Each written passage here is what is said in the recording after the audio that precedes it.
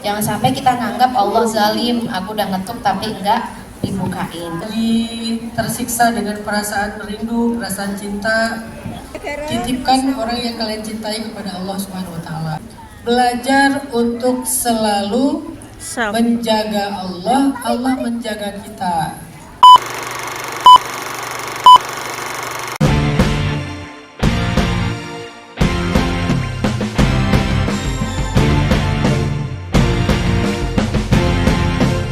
Dan berdoa, Allahumma imla qalbi bimahabbatik, gitu.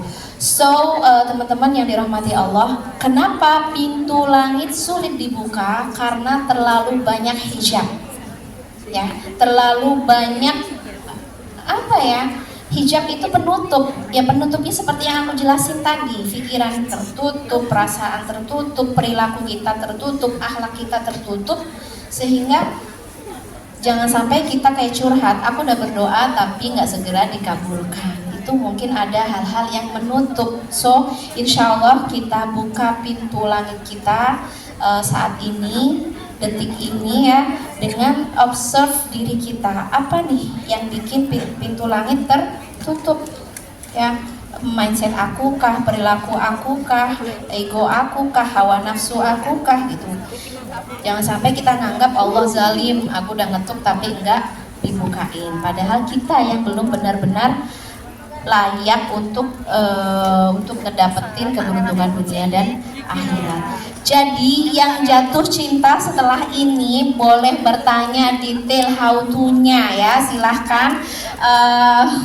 Aku serahkan kepada Bunda Nuris. Tanya jawab itu. Untuk sesi pertanyaan ya, atau ke Ustadz? Gimana Vicky cintanya? Seru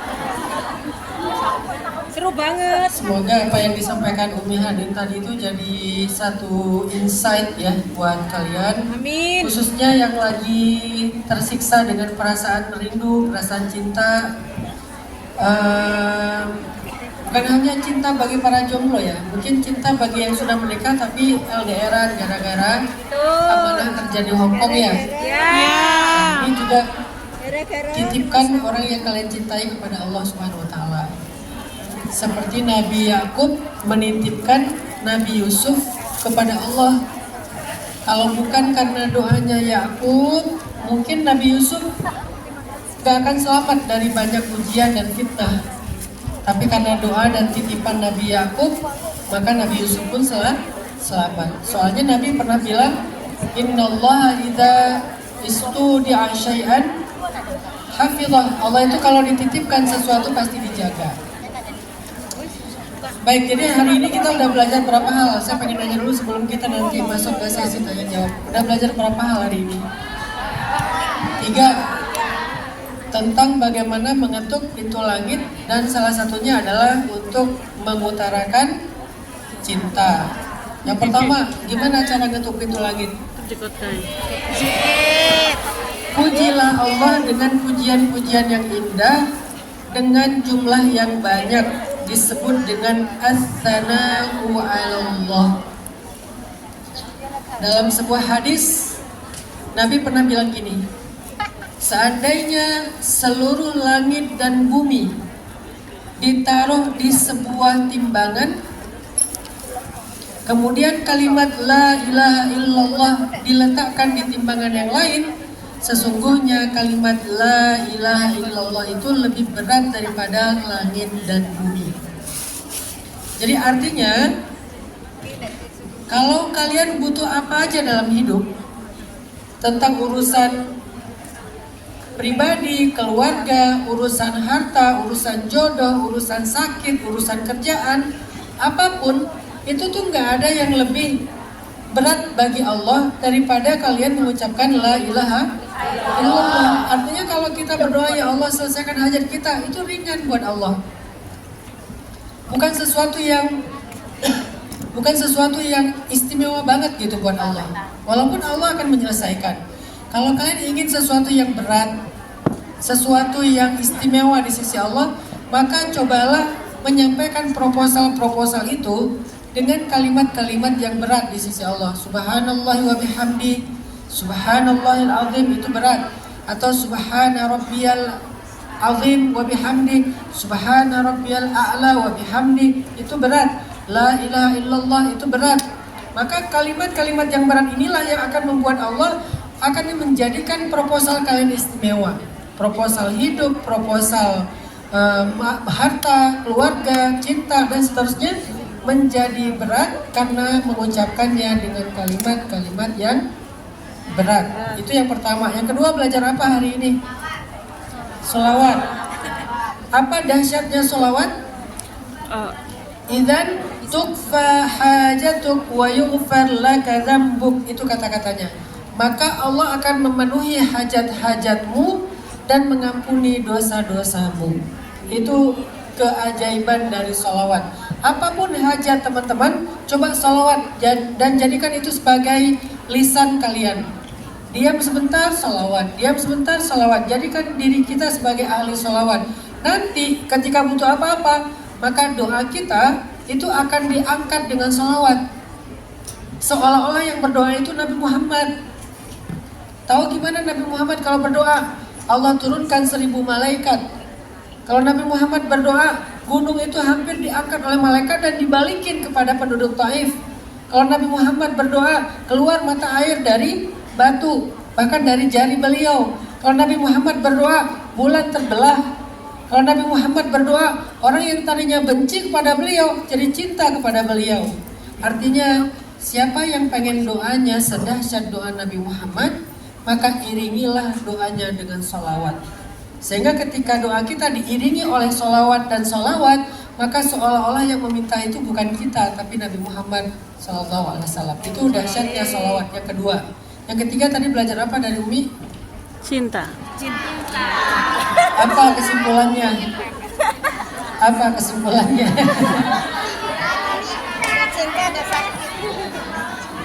Kesimpulan yang disampaikan Umi tadi, beritanya pada akhir itu patkai. Kok kesimpulannya jadi patkai? Yang disampaikan Umi tadi tentang masalah cinta, intinya cuma satu. Belajar untuk selalu menjaga Allah, Allah menjaga kita. Ihfazillah yahfazka. Jaga Allah dalam urusan cinta itu artinya jaga pikiran, jaga perasaan, jaga tingkah laku. Nanti Allah yang akan menuntun kita agar terjaga untuk tidak terjebak di dalam fitnah-fitnah cinta. Dan salah satu di antara amal yang tadi sampaikan Umi itu adalah doanya Ibnu Abbas. Apa doanya Ibnu Abbas tentang cinta? Allahumma inni a'udzubika minal khubuthi. Itu doa apa sih? Allahumma inni a'udzubika minal ishki. Apa itu ishki? Lagi-lagi patkai. Kayaknya fansnya patkai ya. Ishki itu rasa rindu dan rasa cinta. Allahumma inni a'udzubika minal ishki. Bukan Allahumma inni a'udzubika minal hubuti. Habisnya pada ngantuk sih. Jadi dibawa ke toilet aja nih biar nggak ngantuk. Kayaknya Bunda, next kalau saya lagi ke Hong Kong, temanya jangan tentang cinta. Nah, seru. Temanya tentang siksa kubur. Itu baru pada bangun semua. Sakaratul maut, siksa kubur ya. Panasan Ustaz. Atau temanya tentang makmum. Tahajud tiba-tiba ada yang mengaminkan di belakangnya. Atau temanya yang lagi ngehit sekarang itu adalah ipar adalah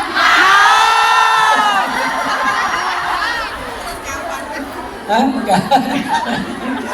Udah bisa aja dipancing. Itu ya 3 hal. 1 as-sana, 2 as-sholawat, 3 adalah ya udahlah yang paling gampang doa Allahumma inni a'udzubika minal ishki. Yang ketiga berarti doa itu silah, itu adalah senjatanya orang beriman. Bukan ishki. Ishki. Kalau ishki itu sembuh. Ishki. Rizky. Pakai Q bukan K ya. Berarti memuji Allah, salawat dan doa, dan jadikan ini sebagai lifestyle-nya kita sebagai orang yang beriman. Semoga ini jadi insight dan life hack kita. Mungkin setelah ini kita akan coba buka kesempatan buat curhat dong Mi gitu ya. Jangan ke saya kalau curhat. Iya. Ya.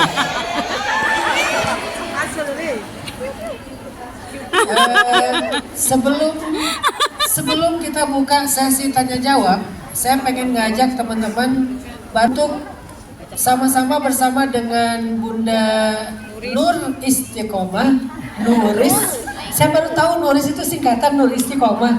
Saya dari dulu mikir Nuris itu bahasa apa? Sanskerta atau apa?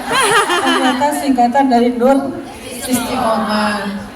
Kita support teman-teman bersama dengan Bunda Nuris atau bersama saya juga untuk program-program dakwah kita ke depan. Ada dakwah di Hong Kong, ada dakwah di Indonesia dengan kita buat sekolah gratis. Kalian nggak sadar mungkin ya, ketika kalian mengambil bagian dalam dakwah, Allah juga akan mengambil bagian dalam urusan hidup kalian. Kenapa? Dakwah itu kan proyek Allah. Siapa yang mengambil bagian dalam proyek Allah, Allah juga akan ambil bagian dalam proyek pribadinya dia. Sekarang proyek kalian apa? Misalnya tadi jodoh, masalah karir, masalah pribadi, keluarga, itu kan proyek-proyek kita kan? Nah, proyek kita itu, kalau bahasa Umi tadi, nahnu la nuhsinut tadbir. Kami ini nggak baik dalam mengurus diri sendiri. Allah lebih baik dalam mengurus kita. Jadi kalau pengen mengundang Allah mengurus kita, coba urus dulu agama Allah. Dan itu prinsip saya sejak dulu. Saya kalau lagi ngerasa kayak butuh diurus, butuh diatur, butuh direncanakan dengan rencana terbaik, saya akan belajar bukan merencanakan hidup saya, malah merencanakan program dakwah. Begitu saya serius merencanakan dan menjalankan program dakwah, Allah juga ternyata serius merencanakan dan menyelesaikan program-program pribadi saya. Jadi yuk kita sama-sama ambil bagian dalam dakwah di Hong Kong dan dakwah di Indonesia dengan menyisikan sebagian dari harta terbaik kita fisabilillah. Mudah-mudahan dengan kayak gitu kajian di Hong Kong ini rutin ya Bunda ya, setiap minggu ya. Ya, setiap minggu. Ya, oke. Setiap bulan ya. Berapa lama sekali sih? Bukan saya yang rutin ada kajian. 1 bulan sekali. Nah, mudah-mudahan setiap sebulan sekali kita dapat transferan pahala dari kajian-kajian seperti ini. Dan juga di Indonesia tanpa kita sadar kan kita juga bangun pesantren, bangun sekolah kan. Jadi dana yang kalian sumbangkan itu sama Bunda Nuris langsung nggak sampai 3 hari itu langsung diserahkan kepada dakwah, baik dakwah saya atau dakwah kiai-kiai yang lain. Jadi nggak pernah ditahan sama Bunda Nuris sebulan terus dijadikan investasi, bikin tambang, nggak pernah itu. Langsung nggak sampai 3 hari Bunda Nuris sudah transfer dan langsung jadi kelas, jadi asrama, jadi kebaikan insya Allah. Ya udah Bunda Nuris, saya serahkan lagi mic-nya ke Bunda Nuris.